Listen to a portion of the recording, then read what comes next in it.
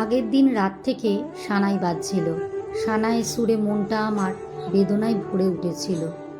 আমার প্রেমিকা পারমিতা, ওরই বিয়ে। 12 বছরের একটা প্রেম, তারই পরিসমাপ্তি ঘটে গেল। কিছুতেই ভালো লাগছিল না। যে পারমিতা একদিন আমার হতে পারত, আর কয়েক ঘন্টা পর সে হয়ে যাবে অন্য কারোর বউ। কিছুতেই মানতে পারছিলাম না। তবুও সব কিছু মেনে নিতে হবে, কারণ সত্যিটা দুজনেই জানি। জেনে শুনেই একে অপরের সাথে গাঁটছড়া বাঁধতে পারিনি, শুধু রাতটুকুর অপেক্ষায়। পরের দিন সকালে ট্রেনেই আমাকে চলে যেতে হয়েছিল আমার কর্মস্থলে। পারমিতার সাথে প্রেমটা দীর্ঘদিনের। স্কুল জীবনের প্রভাতী বেলায় আমার কিশোরকালের সঙ্গী পারমিতা। তখন আমার ক্লাস 8। পারমিতাকে ভীষণ ভালো লাগতো। ভালো লাগাটা যে কবে ভালোবাসায় পরিণত হয়ে গিয়েছিল বুঝতেই পারিনি। পারমিতাকে আমি পারু বলে ডাকতাম। আমাদের এই প্রেমটা দুই বাড়ি থেকেই জানতো। কলেজ ইউনিভার্সিটির মাঠ কমপ্লিট করলাম দুজনে। তারপর আমি চাকরি পেয়ে গেলাম কলেজে, একেবারে উত্তরবঙ্গে পোস্টিং। পারু তখন বলেছিল, চলো এবার আমরা বিয়েটা করে নিই। পারুকে বলেছিলাম, আমিও সেই দিনটার অপেক্ষায় সজনী। আমাদের 4 হাত বাঁধা পড়ুক, আমিও তো চাই। পুষ্টি ঠিকুজি মেনে বিয়ে দেওয়ার রীতি দুই বাড়িতে। তাই বাড়িতে যখন বিয়ের কথা জানালাম, তখন দুই বাড়িতেই কুষ্টি ঠিকুজি নিয়ে পড়ল। দুজনেই কুষ্টি ঠিকুজি মিলিয়ে দেখে যা পাওয়া গেল, এ বিয়েটা উভয়ের পক্ষেই শুভ নয়। তাই বিয়েটা না হওয়াই ভালো, কারণ বিয়েটা হলে কারোর সঙ্গে কোনো মতের মিল হবে না, একদিন ছাড়াছাড়ি হয়ে যাবে। তাই দুই বাড়িতেই রাজি হলো না কেউই। আমি তবুও বলেছিলাম, আমি এসব পুষ্টি মানি না, আমি পারুকেই বিয়ে করব। পারু কিন্তু এতটা মনের জোর দেখাতে পারেনি। পুষ্টি ঠিকুজিকে অস্বীকার করার মতন সাহস পারু দেখায়নি। পারু আমাকে বলেছিল, যে বিয়েটা সুখের হবে না, যে বিয়েটা করলে একে অপরের সাথে ছাড়াছাড়ি হয়ে যাবে, সে বিয়েটা করে কী লাভ? মাঝখান থেকে দুটো জীবন নষ্ট হবে। তাই বাড়ি থেকে যা বলছে সেটা মেনে নেওয়াই ভালো। পারুর কথাগুলো সেদিন মানতে ভীষণ কষ্ট হচ্ছিল, তবুও দাঁতে দাঁত চেপে সব কষ্ট মেনে নিয়েছিলাম। সেদিনই মনে মনে ঠিক করে নিয়েছিলাম আর বিয়েই করব না। পারুর বিয়ের দিন সকালে ট্রেনেই চলে আসি উত্তরবঙ্গে। প্রথম কদিন বেশ কষ্টই হচ্ছিল। যে পারমিতা একসময় আমার ছিল, এখন সে অন্য কারো। তাই পারমিতার স্মৃতি মন থেকে মুছে ফেলা সম্ভব নয়। তবুও মনের মণিকোঠায় পারমিতা রয়ে যাবে চিরকাল, এটাই ভেবে নিয়েছিলাম সেদিন। তারপর থেকে 1 বছর কেটে গেছে। কয়েকদিনের ছুটিতে বাড়িতে এলাম। বাড়িতে আসার পর মা আমাকে জিজ্ঞেস করল, পারুর খবর শুনেছিস? আমি রাগ দেখিয়ে মাকে বলেছিলাম, ওর নাম, ওর কথা আমার কাছে কখনো উচ্চারণ করবে না। দ্বিতীয়বার যদি ওর কথা বলেছ, আমি আর কোনোদিনও বাড়িতেই আসব না। এমন কথায় মা আমাকে আর পারুর কথা বলতে আসেনি। এমন ভাবখানা দেখালাম, মায়ের পুরো কথাটা যেন শুনতেই চাইছি না। কিন্তু মনে মনে একটা সুপ্ত ইচ্ছে থেকেই যায়। মুখে যতই বলি পারুর খবর নেব না, মন কিন্তু মানতে চায় না। পরে অবশ্য বন্ধু মারফত জেনেছিলাম সেদিন পারুর বিয়েটা হয়নি, কারণ বিয়ের দিন সকালে পারুর বাবা মারা যান হার্ট অ্যাটাকে। এই অবস্থায় বাড়ির আত্মীয় স্বজন পারুকে বলেছিল, যেন তেন প্রকারে বিয়েটা হয়ে যাক, কেননা লগ্নভ্রষ্টা হতে হবে। পারু সে সবের তোয়াক্কা না করে বলেছিল, আর যাই হোক, অন্তত আজকের এই দিনে আমি বিয়েটা করতে পারবো না। আর বিয়েটা যখন কুষ্টি ঠিকুজি মিলিয়েই হয়েছিল, তখন কেন এই অঘটন ঘটল আজ? আমি আর কিছু বিশ্বাস করি না। পার্থপক্ষ সেদিন পারুর এই মানসিক অবস্থার পাশে না থেকে বরং ওই দিনেই অন্য পাত্রীর সন্ধান করে বিয়ের পর্ব সম্পন্ন করেছিল। মাস 6 মতো পারু নিজের বাড়িতেই ছিল। তারপর একদিন ওর মাকে নিয়ে বাড়ি ছেড়ে কোথায় চলে গিয়েছিল সেটা কেউ আর আমাকে বলতে পারেনি। তারপর থেকে কেটে গেছে 30 বছর। আজ নীলাক্ষীর বিয়ে। আমি নীলাক্ষীর জন্মদাতা নই, তবুও পিতৃত্বের দাবিদার আমি। নিজের বাবার কাছে যতবার আবদার করতে পারত তার সবটুকু নীলাক্ষী আমার কাছেই করে, কারণ আমি কথা দিয়েছিলাম বন্ধুকে নীলাক্ষীকে আমি আমার কাছে রাখব। নীলাক্ষীর কোনো অযত্ন হবে না। এই নীলাক্ষী আসলে আমার খুব কাছের বন্ধু অনিকেতের একমাত্র মেয়ে। উত্তরবঙ্গে এসেই পরিচয় হয়েছিল ওর সাথে। আমি যেখানে থাকতাম তার কয়েকটা বাড়ির পরেই অনিকেত ভাড়া থাকতো একটা বাড়িতে। একটা বেসরকারি চাকরি করত। মানুষ হিসাবে ভীষণ হেল্পফুল ছিল অনিকেত। যখন যা হেল্প লেগেছে সর্বত্রভাবে সাহায্য করে গেছে আমাকে। সেবারে আমরা গেলাম সিকিম বেড়াতে, আমি আর একমাত্র বন্ধু আর অনিকেতের ফ্যামিলি। সেখানে গিয়েই একটা বড় দুর্ঘটনা ঘটল। পাহাড়ে উঠতে গিয়ে আমাদের গাড়ি খাদে গড়িয়ে পড়ল, আর তাতেই মারা গেল অনিকেত আর অনিকেতের স্ত্রী। সৌভাগ্যক্রমে বেঁচে গেল আমি আর অনিকেতের একমাত্র মেয়ে নীলাক্ষী। তখন নীলাক্ষীর আর কত বয়স হবে, ওই 4 বছর।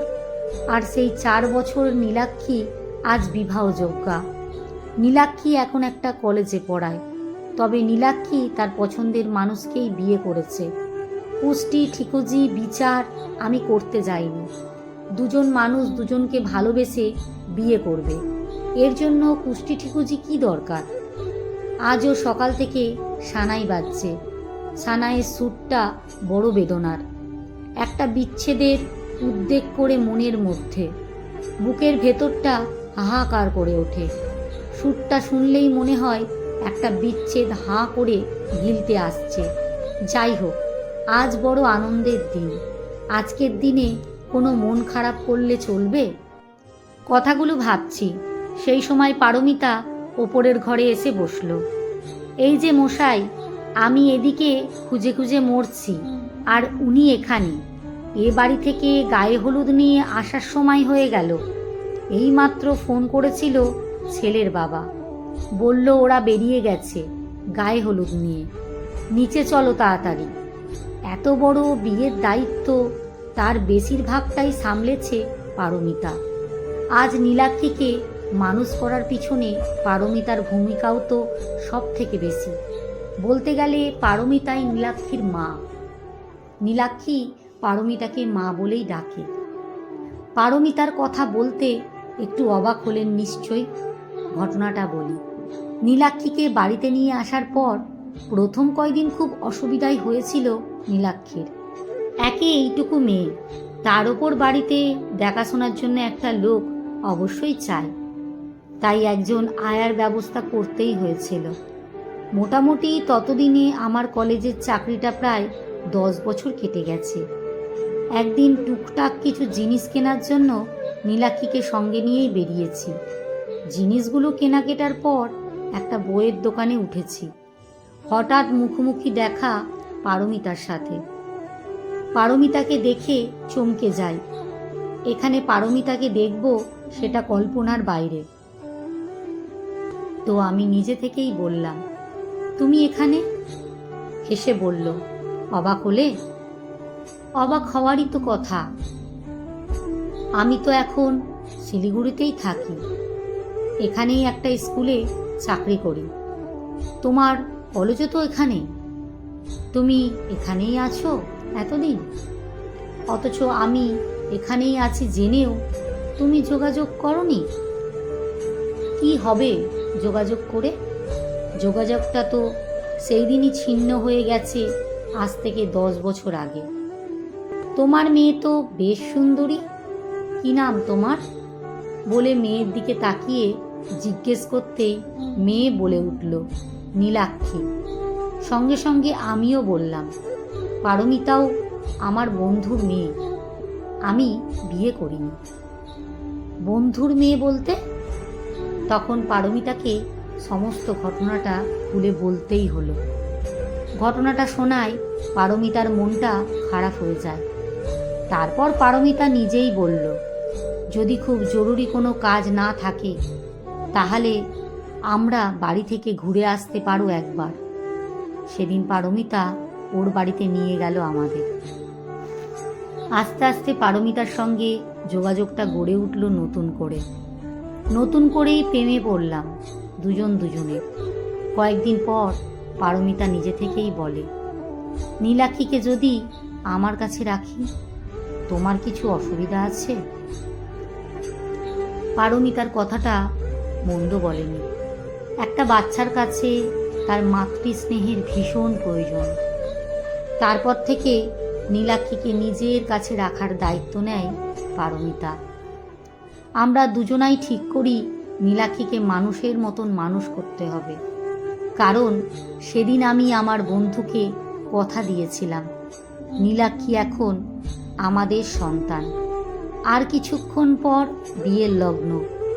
সন্ধ্যায় রঙিন আরো ঝলমলে পরিবেশে নীলাক্ষী সেজেছে অপরূপ সেজে। পারমিতা ধুতি পাঞ্জাবিটা এগিয়ে দিয়ে বলল, আজ এটা পরবে তুমি। ধুতি? তা বলে? হ্যাঁ, ধুতি। তোমাকে কখনো কোনোদিনই জোর করিনি। আজ এটা আমার দাবি। মেয়ের বিয়ে বলে কথা, তোমাকে তো আর কখনো ধুতি পরে বর সাজে দেখতে পাবো না। তাই আজকের এমন শুভ দিনে তুমি ধুতি পাঞ্জাবি পরবে। পরতে পারি, তোমাকেও কিন্তু আজ সুন্দর করে সাজতে হবে। খোপায় অন্তত একটা গোলাপ দিও। এদিকে বর এসে গেছে, চারিদিকে কত লোকজন। পারমিতাও পড়েছে একটা বেনারসি, খোপাতে একটা লাল গোলাপ। এক হৈহুল্লোড় আনন্দময় পরিবেশে বিয়ের পর্ব সমাপ্ত হলো। পুরোহিত মশাই ডাক দিলেন, আসুন দুজনে মেয়ে জামাইকে আশীর্বাদ করুন। মেয়ে জামাইকে আশীর্বাদ করলাম দুজনেই। নীলাক্ষীর চোখ তখন জলে ভরা। নীলাক্ষী প্রমাণ করে বলল, তোমাদের আশীর্বাদের হাত আমার মাথায় যেন চিরকাল থাকে। আর তোমরা দুজনে এভাবেই ভালো থেকো। আজ 5 বছর অতিক্রান্ত হলো। কুষ্টি ঠিকুজি বিচার না করে সেদিন মেয়ের বিয়ে দিয়েছিলাম। ওরা বেশ আছে দুজনেই। আসলে মানুষের সাথে মানুষের মনের মিল নিয়েই বিয়ে। তাই বিয়েতে কোনো মন্ত্রটা পড়া হলো বা না হলো সেটা নিয়ে কিছু আসে যায় না। আর আজ আমরা দুজনেই রিটায়ার হয়ে গেছি। না, বিয়েটা আমাদের হয়নি, এটাই হয়তো বিধির লিপি। আমি আর পারু আজ দুজনার সুখ দুঃখের সাথী। আজও আমরা সেই আগের মতন প্রেমিক প্রেমিকা। লেখা সরজিৎ ঘোষ, পাঠে অঞ্জু বিশ্বাস। ভিডিওটি আপনাদের কেমন লাগলো?